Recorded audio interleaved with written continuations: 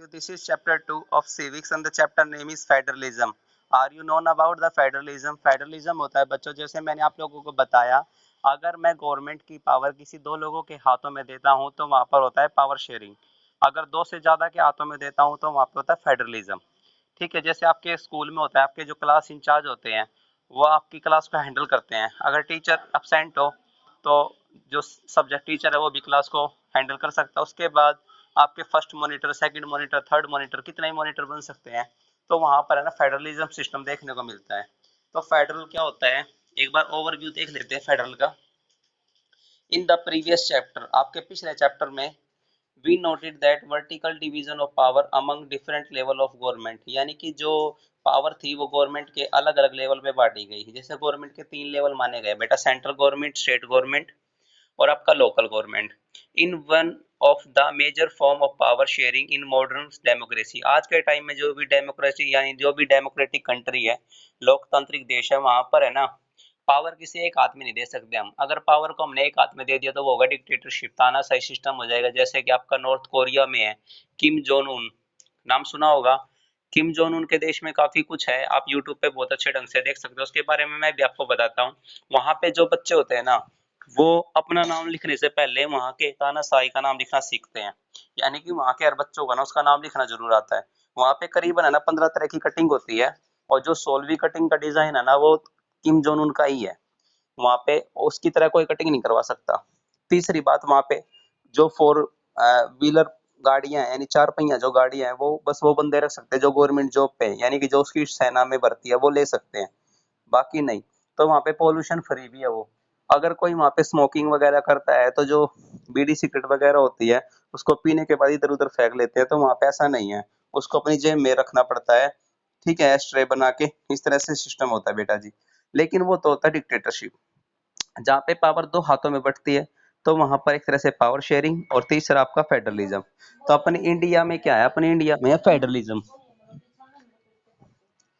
तो उसके बाद है बच्चों, इन दिस चैप्टर, इस चैप्टर में भी फोकस ऑन दिस फॉर्म, इस चैप्टर में हम जो सीखेंगे और पावर शेयरिंग, एक तरह से पावर शेयरिंग ही सीखेंगे। It is the most commonly refer to as federalism, लेकिन एक तरह से उसका विस्तृत रूप होगा, यानी कि यहाँ पावर ना थोड़े अलग ढंग से बटेगी। यानी पावर तो बटेगी लेकिन 2 से ज्यादा लोगों की बटेगी, तो इसलिए हम यहाँ पे ना पावर शेयरिंग की जगह ना वर्ड यूज करेंगे फेडरलिज्म। उसके बाद है बच्चों यहाँ पे the rest of the chapter, जो चैप्टर है आपका बाकी जो बचेगा, understand the theory of the practice of federalism in India. हमारे देश में देखेंगे कैसे फेडरलिज्म आया और कैसे ही इन्होंने काम करना शुरू किया। A discussion of the federal constitution provision is followed by an analysis of the policies, कैसे हमारी गवर्नमेंट कोई पॉलिसी बनाती है, उस पॉलिसी को बनाने के बाद ये सोचा जाता है कि क्या इससे फायदा होगा या कोई लॉस होगा, कोई नुकसान होगा, इस तरह से पूरा डिस्कशन किया जाता है। उसके बाद इस तरह से सिस्टम चलता है बच्चों। Towards the end of the chapter, जैसे चैप्टर का एंड करेंगे हम, we turn to the local government, हम लास्ट में लोकल गवर्नमेंट के बारे में पढ़ेंगे, जो कि आपकी गांव की गवर्नमेंट होती है। A new and third tier of Indian federalism, और इंडियन फेडरलिज्म का हम तीसरा हिस्सा भी पढ़ेंगे। ठीक है, इसमें मेन ओवरव्यू दे दिया कि आप क्या क्या सीखेंगे इस चैप्टर में। तो सबसे पहले हम सीखेंगे फेडरलिज्म। क्या होता है फेडरलिज्म, सुनिए बच्चों। What is federalism?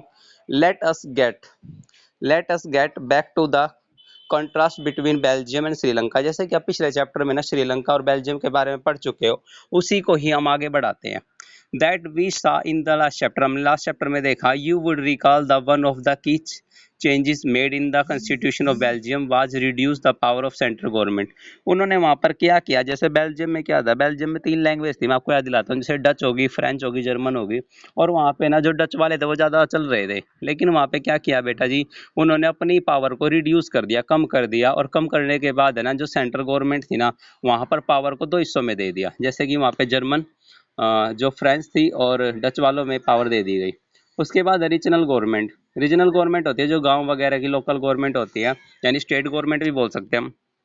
तो regional government exist in Belgium ever earlier, they had their laws roles and power. ठीक है, वहां पर उनका कुछ ना, जैसे स्टेट में या कहीं ना कहीं उनको वो दिया गया कि कैसे आप लोग पावर कर सकते हो, but all these power were given to this government could be withdrawn by the central government। लेकिन वहां पर जो मेन होगी ना, देखो सबसे पहले बेटा जी आपकी नीचे होगी local government.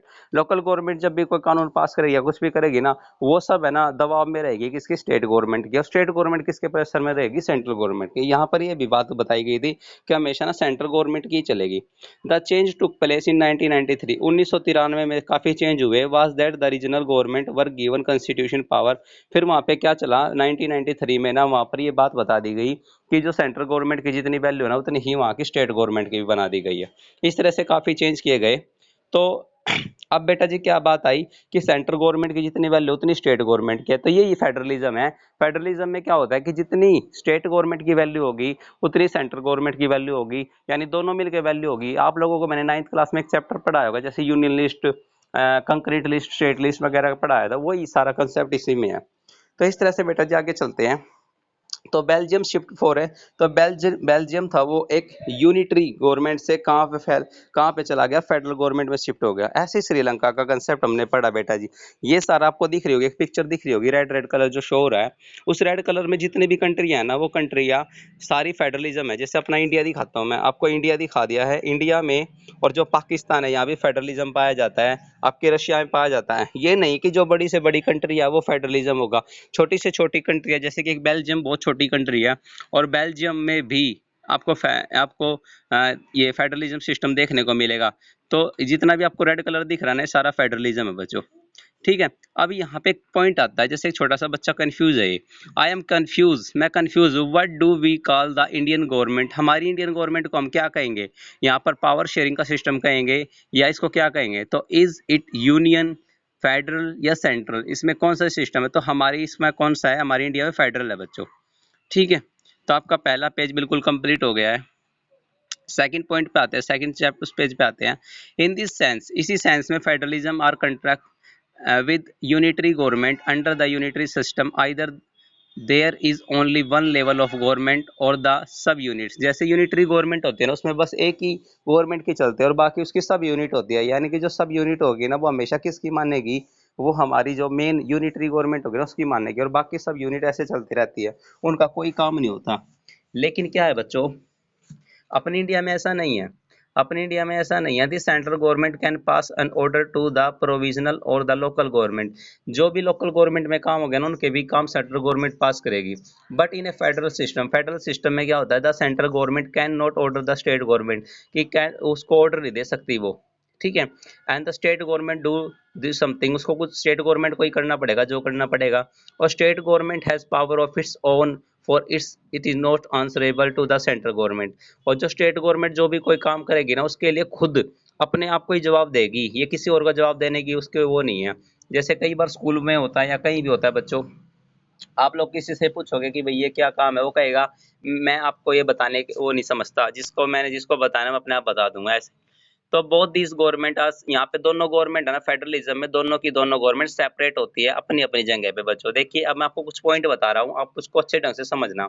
Let us look at the same of the की फीचर्स ऑफ फेडरलिज्म। सबसे पहला पॉइंट है, देयर आर टू और मोर लेवल ऑफ गवर्नमेंट। गवर्नमेंट के दो या दो से ज्यादा लेवल होते हैं फेडरलिज्म में, सबसे पहला पॉइंट। दूसरा पॉइंट है, different tyre of government govern the same citizen. जो लोग होते हैं, जो देश के नागरिक है, जैसे हम लोग है ना, एक की नागरिकता हमारी, एक ही हमसे पूछेंगे आप कहाँ के सिटीजन हो, तो इंडिया के। तो इस तरह से हमारी जो गवर्नमेंट होगी ना, जो हम पे राज करती है, उन लोगों के लिए दो तरह की गवर्नमेंट होगी, central government, state government. But each tyre has its own jurisdiction, लेकिन हर लेवल की अपनी अलग लेवल होगा। यानी कि जो सेंट्रल लेवल का जो काम होगा वो सेंट्रल लेवल करेगी, स्टेट लेवल के जो काम बटे होंगे स्टेट लेवल करेगी। सेंट्रल लेवल के काम में स्टेट गवर्नमेंट कोई भी पार्टिसिपेट या कोई भी वो बीच में वो नहीं करेगी, तो उसको बोलते हैं जुरिडिक्शन। यानी कि उसमें कोई भी ऐसा क्राइटेरिया दिया जाता है कि आप इस अधिकार क्षेत्र में हो कि आप यहीं पे काम कर सकते हो। जैसे हरियाणा सरकार है, मनोहर लाल खट्टर जी हमारे सीएम, अब वो पंजाब में थोड़ा ना काम करवाएंगे, उनका कोई अधिकार क्षेत्र दे दिया कि आप यहाँ पे काम करवाइए, इस तरह से होता है।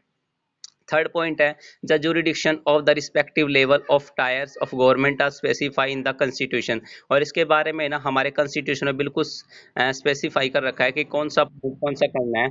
Show the existence and authority of each tyre of the government in constitutionally guaranteed. जैसे बेटा हमारा कॉन्स्टिट्यूशन है ना, हमारे कॉन्स्टिट्यूशन में शेड्यूल है 12, यानी कि 12 शेड्यूल है। पहले 8 शेड्यूल होते थे, तो उन शेड्यूल में से जो 7वां शेड्यूल है ना, यानी कि 7 शेड्यूल है, उसमें खुद ही बताया गया है कि ये 7 शेड्यूल किसके बारे में है, ये पावर डिस्ट्रीब्यूशन के बारे में है कि हमारे देश की जो पावर है ना वो सेंट्रल गवर्नमेंट को दी गई है या स्टेट गवर्नमेंट को दी गई है या दोनों को दी गई है। तो मैं आपको बताता हूँ बच्चों, हमारे देश में ना जितने भी टॉपिक्स हैं, जैसे कि आर्मी है, अब आर्मी किसके अंडर आएगी, पुलिस किसके अंडर आएगी, इस तरह से ना बेटा जी टॉपिक बनाए गए और टॉपिक के अकॉर्डिंग है ना हमारी जो सिस्टम बनाया गया। जैसे मैं आपको बताता हूँ, पहले ना 97 टॉपिक्स थे बच्चों, 97 टॉपिक्स थे जो हमारी सेंट्रल गवर्नमेंट के अंदर आते थे, और उन सारे टॉपिक्स को, उन सारे सब्जेक्ट को ना हम यूनियन लिस्ट के अंदर डालते थे।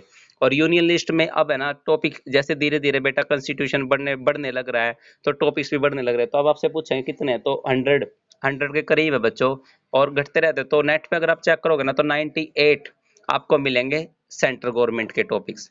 तो आप ऐसे डालोगे ना, आप ये डालोगे ना हाउ मैनी टॉपिक्स इन या how many subjects under central list, तो आपके 98 आएंगे बच्चों। उसके बाद आपका स्टेट लिस्ट, स्टेट लिस्ट के अंदर वो टॉपिक होते हैं जिसपे कानून बनाने का अधिकार है ना ओनली स्टेट को होता है। जैसे अभी मैं बोलूँ इंडियन आर्मी बोला जाता है, इंडियन आर्मी तो पूरे देश की आर्मी होती है, तो वहाँ पे आएगा आपका, वहाँ पे आएगा कि ये सेंट्रल गवर्नमेंट है। और जैसे हम पुलिस बोलते हैं बेटा जी, हरियाणा पुलिस, दिल्ली पुलिस, तो वो स्टेट में आता है इस तरह से। उसके बाद होता है दोनों का मिलके काम, तो दोनों का जो मिलके काम होगा वो होगा कंक्रीट लिस्ट। इसके बारे में आप आगे पढ़ेंगे